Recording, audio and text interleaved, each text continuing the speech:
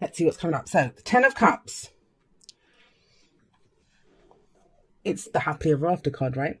But it's the completion of an emotional cycle. Let's not forget that element. It's a 10. So it talks about the completion of a cycle, and it completes when you get your true heart's desire. You might be watching this and thinking, I don't have my true heart's desire right now. But you know what it can mean? It's also reunions, groups of people, friends, family, the people that we like to hang around. Being in groups of people, that's what it talks about. It's the family card. But family that isn't always just blood, right? Now, that's your underlying energy. I kind of feel as the underlying energy, obviously it's telling us where we're going with this energy, what's the undercurrent of everything that's happening.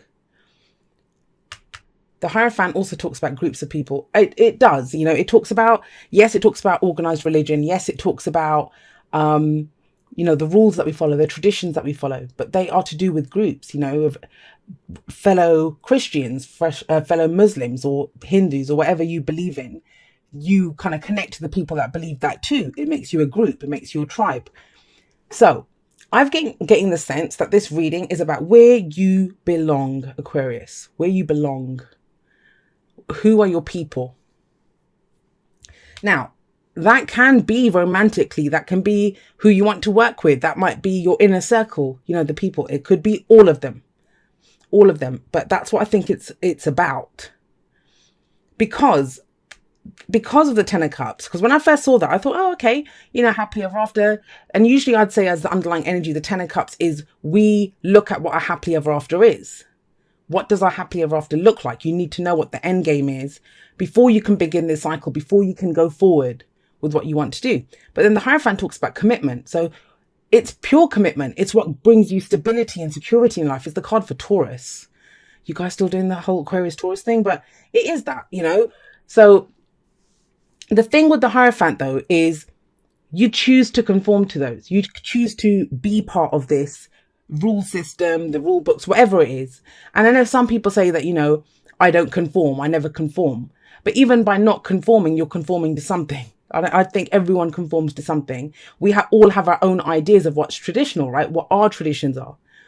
You can create a new tradition, completely new. It doesn't have to be what people did for hundreds of years. You can come up with something new, but you stick to that, right? It brings structure and stability to your life. Taurus is an earth sign. That's what earth energy does. It's security, it's stability. And I kind of feel like you're looking for, where's my happiness? Where's my happiness? Where do I belong? You know, what brings structure and stability to my life? It's an important question. You have half the cards here are major arcana, so it's a big deal, especially with the Fool coming up as the past or foundation energy. Now, this could be last week, last month, last year, and I'm actually not feeling that it's so far back. I don't feel it's that far back, because usually I don't get a time on the past, but for you guys, it doesn't feel that way because it's the Fool, right? And the Fool is getting ready to go again. It's 0 in the major arcana. It's not the first, it's not the beginning, it's not the end. It's that transitional phase between the beginning and the end, where we're deciding to, are we going to do this? Are we going on this new cycle? Are we going on this new trip? Are we ready to take this journey and go around the whole major arcana again, right? Now, what do I always say about the Fool? He doesn't have a map. He doesn't have hardly anything with him. He doesn't know where he's going, but he's in it for the experience, right? He's in it for the experience.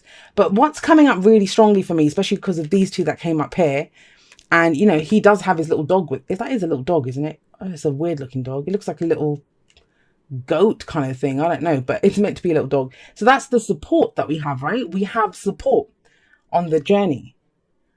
And yes, it's a leap of faith, but I kind of feel it's not so much about the leap of faith, because it's coming up as the past. So you would have taken that leap of faith or not, unless you're still deciding whether to do this or not.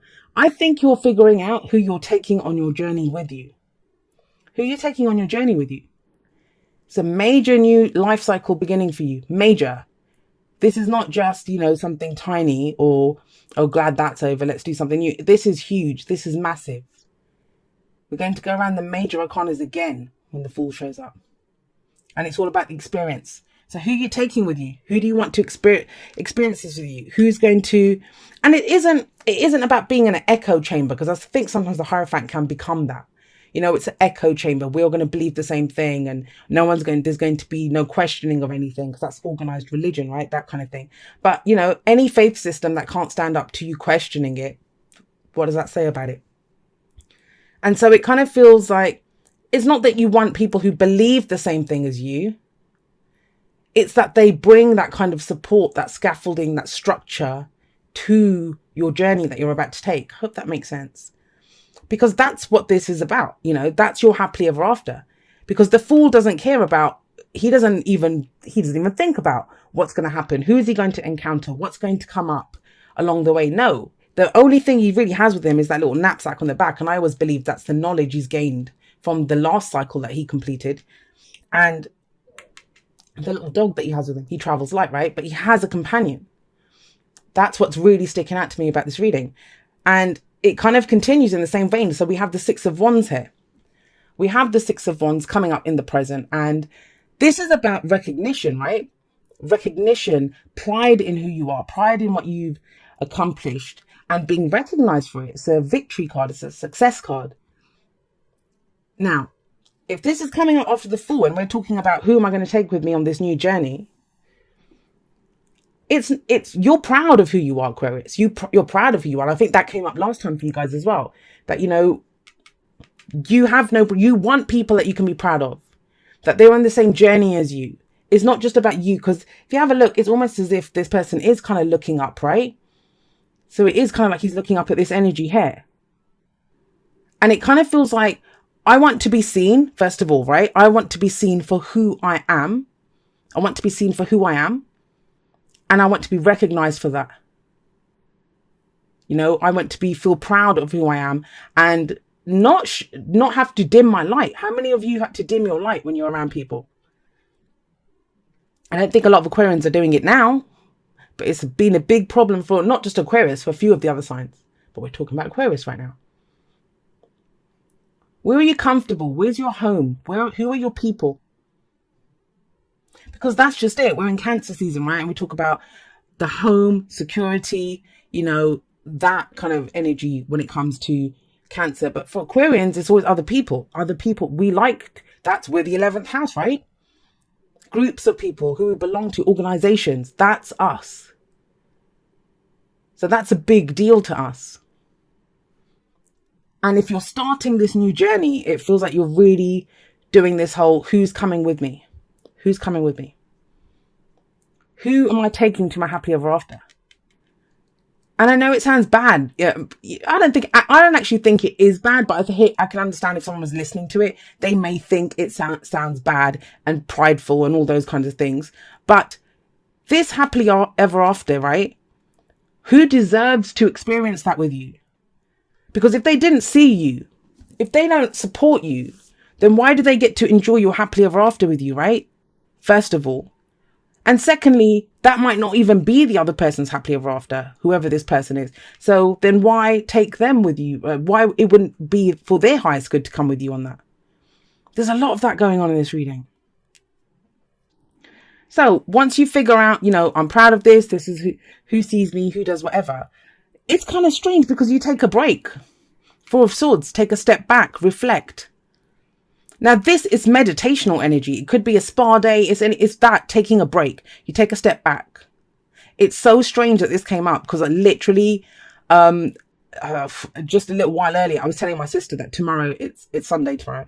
And I was saying, I think I might just turn my phone off, turn the internet off, turn everything off for one day and just be in my own energy. And it's kind of coming up in the reading, which, you know, the readings don't always resonate with me because, you know, I pull the cards, but I'm not in the readings.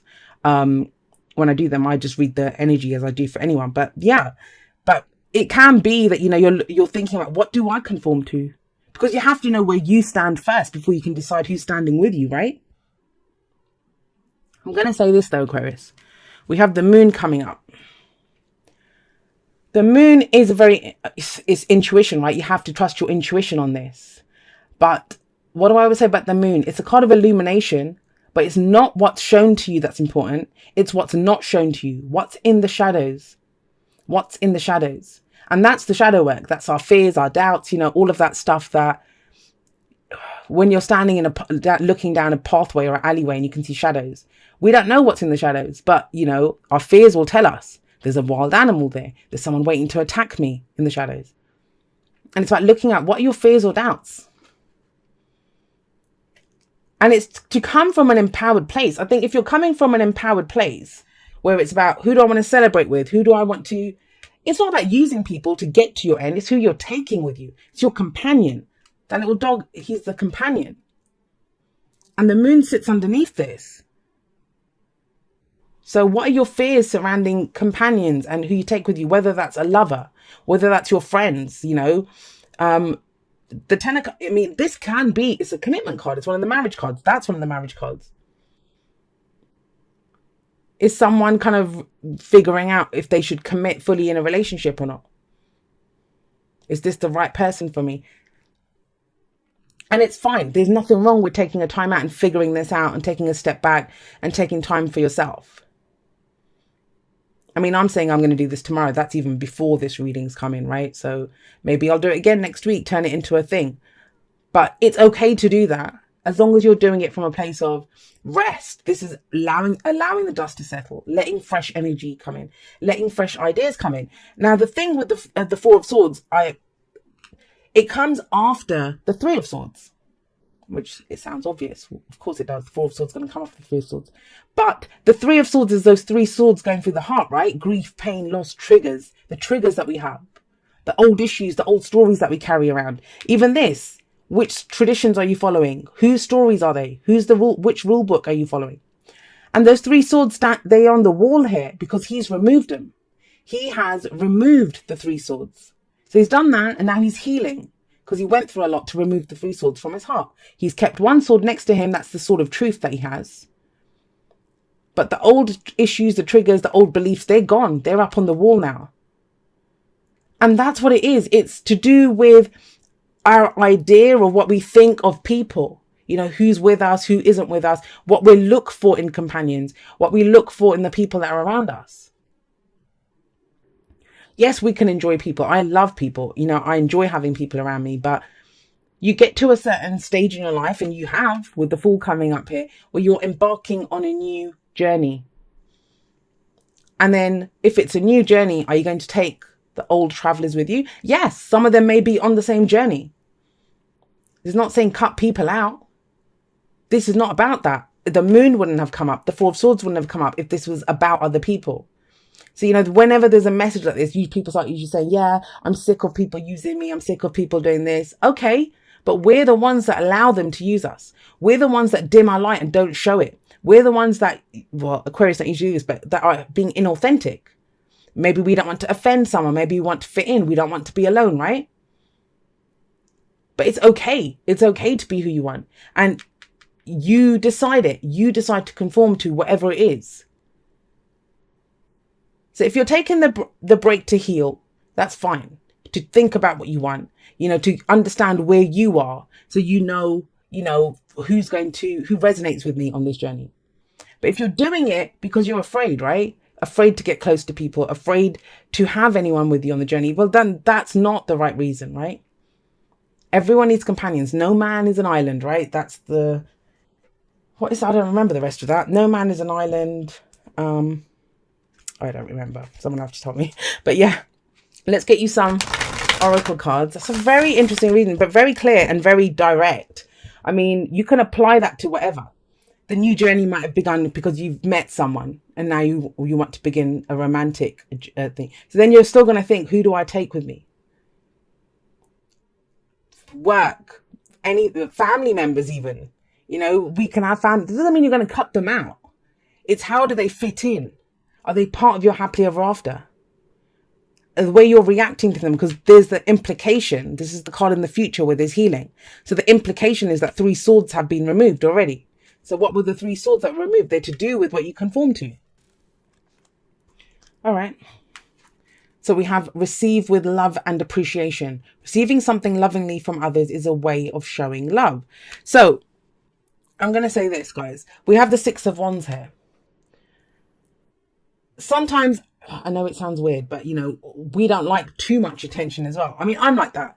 I love doing the readings, but was I always comfortable dealing with people and getting the kind of just attention that, especially after I did my face reveal and stuff? No, I wasn't. I'm more of a tinkering away in the background kind of person. I don't always like to be up front. I just like to do the readings, put my work out there, and then go on to the next thing, because it's always about the expression of what I'm doing. So that wasn't always the easiest. So that can be that way, right? But why would you not receive something? I get it. This has been coming up a lot in so many different areas for so many different people. Sometimes we feel like if we take something from someone, then we owe them something, right? But we don't. If someone gives us something, whether it's a compliment, whether it's a gift, or, they tell us they love that, they're speaking from their own place. We worry about where we are. And that's kind of what's happening here. We're looking at where am I? What am I proud of? Who am I? How do I shine? And what do I want people to see of me? And it's okay. They're not going to own you or, some people do, but, that's on them. Then it's acceptable to say, no, you don't get to have that. Like, no one asked you to get me a gift or to give me something. I feel like there's an exposure here, especially with the moon coming up, because the moon always exposes. And it's going to be about who we have with us. Who do you have in your life, Aquarius? Who do you have in your life? That's what seems to be coming up. Because I said it for air signs this morning on Instagram. I pulled a card and it was about authenticity, right? Being the authentic self. And I was talking about the Queen of Swords, even though she didn't come up. I was talking about her. And yeah, she knows her truth. But then when she's interacting with other people, she wants other people to tell her the truth, right? So I'm not saying it's about people not being truthful, because that's not really coming up here. But there has to be some kind of meaningful interaction with people, especially if you're taking them on this major new journey, this major new cycle that's beginning for you. Who is it that said that? I think I heard Elon Musk saying it as well. But a lot of people say this, that, you are the sum total of the 5 or 6 people that you have around you. Think about that. Who do you talk to the most in your life? Be that your family, friends, your boyfriend, girlfriend, whatever. And do they get you? You are them. I've been talking about this a lot as well. That, you are them. So if they're with you all the time, you're sharing your energy with them on a day-to-day basis. What do you get from them and what do you give to them? What's the exchange that's going on here? And it feels like it's going deep and looking at some fears and doubts here. No wonder you need to take a break to do that. But it's fine. It's healing and it gets you forward. I mean, you're going on this new journey. It's in the past, so it started. But it's just like if you were booking a holiday, right? You've booked it. Now, who do you want to go with you? You've got, say, I don't know, 4 tickets to go somewhere. Are you going to take, say, I don't know, you were going mountain climbing or something. Are you going to take the person that's afraid of heights? That's the kind of energy that's coming through. And it's nothing against the other people. So I want to make that clear. It's not about whether people, what they're doing. It's about you, because you're going on this journey. Who do you want on your journey? Unfinished symphony. And yeah, I kind of feel for a lot of Aquarians, this is the kind of last, because that's our main thing. That's the big thing that we get stuck on. We get called aliens. Where do we fit in? Who are we? We're cold, or we don't communicate with other people. We're emotionless, all this stuff. So there's a disconnect, but there are some people that see us. And I've said this before, that one of the most amazing things for me is when someone actually sees me. And that's kind of coming up here, right in the present. It's coming up. And yeah, you're getting ready to begin a new journey. That's the transitional phase. And it kind of feels like it's not fully getting initiated, because that's what you're being asked to look at. It's the unfinished symphony. And yeah, Mars is retrograde in our sign. That's got to help with this. What are we doing? Where are we going? The first house, that's us. As much as people say that, ego is like an evil thing. And I know it's kind of, the word is almost treated, it's just treated with disdain in the spiritual community. But ego means different things, and ego as a self-concept or an idea of who you are in yourself. We all need that. Otherwise we wouldn't know who the hell we were. We wouldn't do anything, because you wouldn't be a thing. You wouldn't see yourself as something. So an ego necessarily isn't a bad thing. It's an aspect of who you are. It's what we do with that ego. So I don't know how I started talking about that, but unfinished symphonies, this is it. This is the thing, guys. I believe this is the last thing. Figuring out who we're taking with us on this trip that we're about to begin. All right. So it says, dearest you, miracles never run out. Look back over your life and you will see so many moments of synchronicity when all the right people, the right place, the right opportunities and the right time just showed up without any of your help. Think back to how you felt just before a miracle happened. You felt that you were giving up, but it was more like a gentle surrender to whatever was about to happen. That's the gentle surrender. This is that last process that you're going through, looking at who's there, I think. We want you to know that miracles are being concocted for you and you will never, ever run out of them. You just don't get to choose how they come, who will deliver them, when they will show up, and what they will do for you. All of that is our department. Spirit knows what is best for you and what wants to be expressed through you. You are incredible and amazing and a magnet for miracles. That would be a good mantra for you today. We're on it. Relax. If you only knew how much you were loved. Sigh.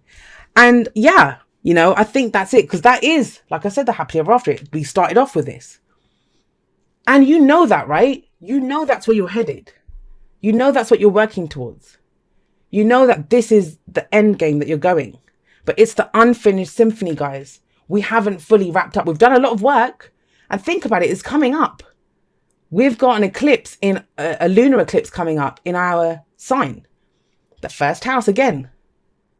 And, you know, I really do feel like this is going to be, because in lunar eclipses, and correct me if I'm wrong, but it is about, you know, like the form of something that leaves, something that's taken from us, not taken from us even, that we release. I believe we release it. It no longer serves us. It doesn't serve us. And I kind of get that. That's what's coming in. But wouldn't you rather go through the process yourself and figure it out, which is what I think you're doing anyway. And then what was that line that they said? Something like a gentle surrender. Then there will be a gentle surrender. Then it's fine, right? It's when we don't go through this kind of a process that we get hit by the tower and stuff. That's when that energy comes in, because we're clinging to something, we're not letting go. But this feels like we're doing it ourselves. We're looking at this ourselves. I like it, Aquarius. I like it. I mean, it to some signs, this might not sound very dramatic, but I think it's a big deal. This is a big deal for Aquarians. And it might be stuff that's just going on internally and, you know, very quietly, but it's still significant, especially the moon. Trust your intuition card, right?